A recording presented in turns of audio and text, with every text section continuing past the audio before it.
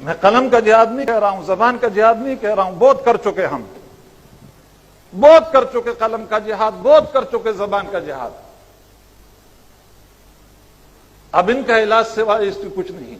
اگر مسلمان نوجوانوں میں قوت ہے تو اٹھ کر ان کا گلا دبا دے. یہ سروں کی فصل پک چکی ہے اور یہ گرنے کے لیے تیار ہے.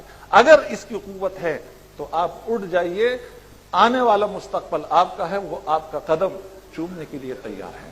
اگر یہ قوت نہیں ہے، مسلح جہاد کا نام نہیں لیتے، تو میرے بھائی کچھ بھی نہیں ہوگا، کچھ بھی نہیں ہوگا. اب ہمارے ڈاکٹر صاحب کے پروفیسر صاحب کی بات چل رہی تھی الیکشن پر اور فلاں پر. میں اس میں پڑھنا نہیں چاہتا، لیکن عرض کرتا ہوں کہ پارلیمانی جمہوریت، اس کو آپ چاہے اسلامی جمہوریت کا نام دے دیں، چاہے قرآنی جمہوریت کا نام دے دیں، لیکن بقول اقبال جمہوریت ایک طرز حکومت ہے کہ جس میں بندوں کو گنا کرتے ہیں، تولا نہیں کرتے. اس میں گنے جاتے ہیں لوگ. اس کے ذریعے سے یہی کچھ ہوگا جو ہو رہا ہے. اور پروفیسر صاحب سے بہت ادب کے ساتھ میں عرض کرتا ہوں، اگر ان وڈیروں کو، ان جاگیرداروں کو یہ محسوس ہو کہ جماعت اسلامی کے ذریعے سے ہم اقتدار کے دروازے تک پہنچ سکتے ہیں، خدا کی قسم یہ کل آپ کے دروازے پر کھڑے ہوں گے. یہ کل آپ کے دروازے پر کھڑے ہوں گے. اس مصنوعی جمہوریت کے ذریعے سے مجھے معاف فرمائیے، یہودیوں کی ایک سازش یہ ہے کہ کچھ ایسی اصطلاحات ہمارے اندر رائج کر دیے جس کا مفہوم ہم خود بھی نہیں سمجھتے. بہت خوشکن قسم کے الفاظ میں لپیٹ کر وہ اصطلاحات ہمیں دی گئی ہیں اور ہم اس کو استعمال کرتے ہیں، لیکن اس کی حقیقت سے ہم واقف نہیں ہوتے. اور مجھے معاف فرمائیے کہ ان میں سے ایک جمہوریت کی اصطلاح ہے.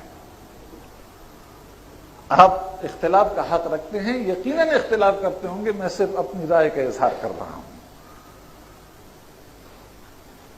تو خلاصہ یہ کہ اس اتفاق اور اتحاد کے لیے، چاہے وہ جماعتوں کے درمیان ہو، چاہے وہ افراد کے درمیان ہو، امت کے اندر ایک تو جہاد کا جذبہ بیدار کرنا ہوگا.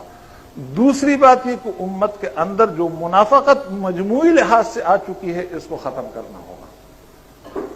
اور تیسری چیز، ایثار کی ضرورت ہے اتفاق اور اتحاد کے لیے.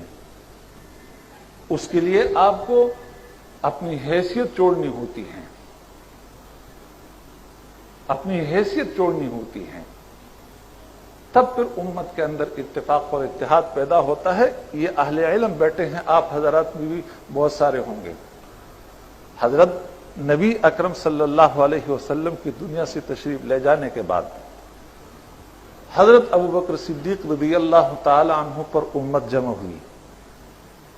لیکن اہل علم جانتے ہیں کہ انصار صحابی اور بڑے سردار اور مخلص مسلمان حضرت سعد بن عبادہ کو اختلاف تھا.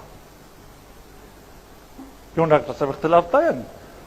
لیکن جب امت مجتمع ہوئی، یہ ایثار ہیں، وہ مدینہ سے اٹھ کر دمشق گئے اور ان کے انتقال تک کسی کو یہ معلوم نہیں ہوا کہ سعد بن عبادہ کوئی شخص موجود بھی ہے دنیا میں یا نہیں.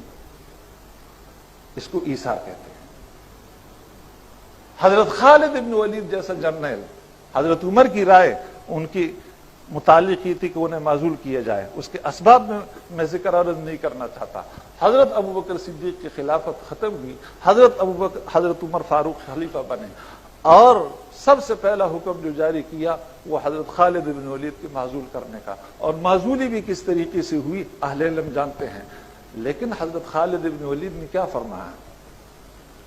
فرمایا کہ اگر میں عمر کے لیے لڑتا تب تو آج میں اپنا بوریا بستر اٹھا کر محاذ سے چلا جاتا، لیکن اگر میں اس ذات کے لیے لڑ رہا تھا تو میں پہلے بھی اس کے لیے لڑ رہا تھا، آج بھی اس کے لیے لڑوں گا، چاہے میں کمانڈر ہوں یا نہ ہوں. مجھے بتائیے کہ ہمارے یہ قائدین، معاف فرمائے مجھے، یہ دینی قائدین، یہ جذبہ کسی میں آپ پاتے ہیں؟ یہ جذبہ کسی میں آپ پاتے ہیں کہ وہ کہہ دے کہ میں اپنی قیادت چھوڑتا ہوں اور فلاں کا کارکن بنوں گا؟ یہ چیز اگر موجود نہیں تو تب پھر کچھ نہیں ہو سکتا ہے. پھر یہی کھلونے ہیں اور انہی کھلونوں پر وقت گزارنا ہوگا. اس لیے مجھے پرچی دی گئی کہ وقت مختصر ہے, میں اپنی بات ختم کرتا ہوں. لیکن ایک بات آخر میں عرض کرتا ہوں کہ یہ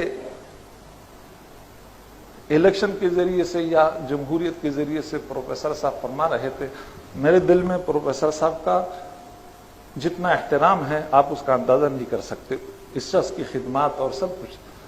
لیکن رائے کا اختلاف بہرحال ہوتا ہے, اس لیے اگر میں عرض کرتا ہوں, وہ الیکشن کے ذریعے سے, جمہوریت کے ذریعے سے پاکستان میں جتنی خدمات ہوئی وہ گنوا رہے تھے کہ ختم نبوت کا مسئلہ حل ہوا, فلاں ہوا, قرارداد مقاصد اور یہ اور وہ سب مسلم ہیں.